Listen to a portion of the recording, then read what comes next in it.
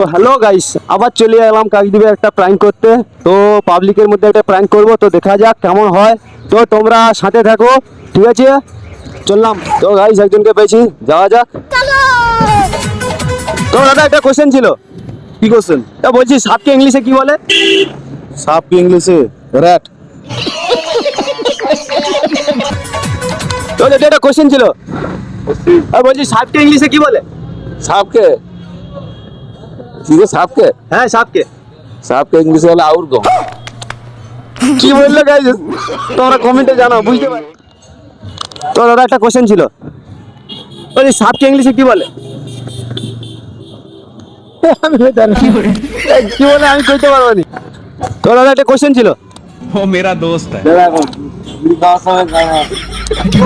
বিড়ি খাওয়ার সময়। তো কাকু একটা কোশ্চেন ছিল, বলুন। তা বলছি সাপকে ইংলিশে কি বলে? জানিনি। তো গাইস জানিনি, তোমরা কমেন্টে জানাও। তো কাকু একটা কোশ্চেন ছিল, বলছি সাপকে ইংলিশে কি বলে? স্নেক। তো গাইস সঠিক উত্তরটা পেয়ে গেছি, সাপকে ইংলিশে স্নেক বলে।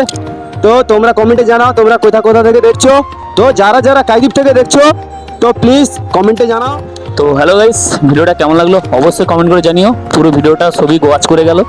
আর যদি ভিডিওটা ভালো লাগে অবশ্যই একটা লাইক কমেন্ট শেয়ার করে জানাবে। আর আগের ভিডিওটা তোমাদের এতটাই ভালোবাসা দিয়েছো যে কারণে আবার সেকেন্ড পার্ট আমরা নিয়ে চলে এলাম। তো যদি ভিডিওটা ভালো লাগে আগের ভিডিওর মতন এইভাবে ভালোবাসা দিয়ে পাশে থেকো। আর যদি এরকম ভিডিও চাও অবশ্যই কমেন্ট বক্সে জানিয়ে দিও। চলো টাটা।